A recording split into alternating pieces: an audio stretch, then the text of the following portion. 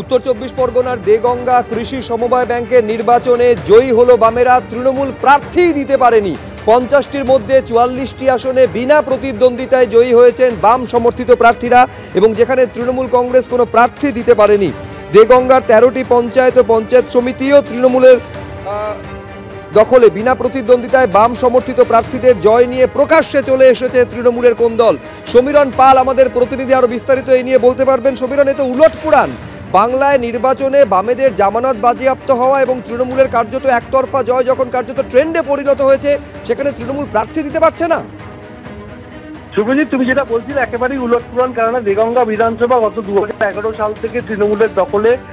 তিনবারের বিধায়ক রয়েছেন রহিমা মণ্ডল, তার পাশাপাশি দেগঙ্গা পঞ্চায়েত সমিতি এবং দেগঙ্গা বিধানসভা ছাড়াও দেগঙ্গার দুটি যে এলাকা, তার ব্লকের মধ্যে ১৩টি পঞ্চায়েত রয়েছে। তার মধ্যে হাড়োয়া বিধানসভার বেশ কয়েকটি অংশও পড়ে। মোট ১৩টি গ্রাম পঞ্চায়েতই তৃণমূলের দখলে। সেই আবহাওয়া গতকাল যে নির্বাচন হয়েছে দেগঙ্গা কৃষি সমবায় ব্যাংকে, সেখানে আগের বারের মতো এবারেও বামেরাই দখল রাখতে পেরেছে। এবং সব থেকে গুরুত্বপূর্ণ বিষয় যে ৫০টি আসনের মধ্যে ৪৪টি আসনে প্রার্থী দিতে পারেনি শাসক দল তৃণমূল।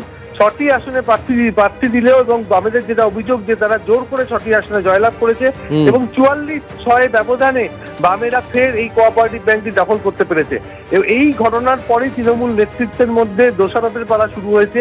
দলীয় নেতৃত্বের স্থানীয় যারা নেতৃত্ব হয়েছে তাদের বক্তব্য হচ্ছে বিধায়ক তথা শীর্ষ নেতৃত্ব এই সমবায় ব্যাংকের নির্বাচন ঘিরে উদাসীন, সেই কারণে তাদের এই পরাজয়।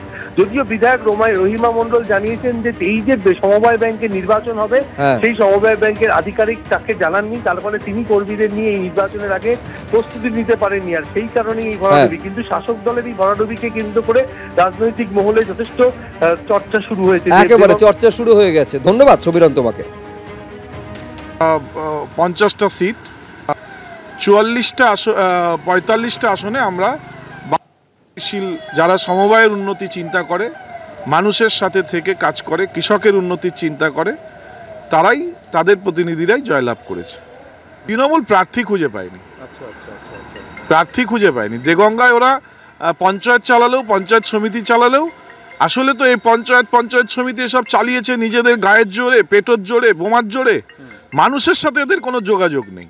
ফলে যাদের সাথে নিরন্তর মানুষের সাথে যোগাযোগ আছে, তারা সেই সমস্ত মানুষের সাথে যোগাযোগ করেছে, তারাই প্রার্থী হয়েছে।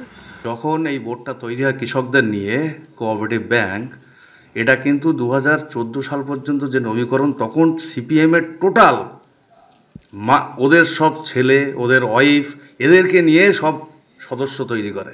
এর মধ্যে তো কোনো আমাদের সদস্যই নেই। আচ্ছা, গুটি কয়েক সদস্য।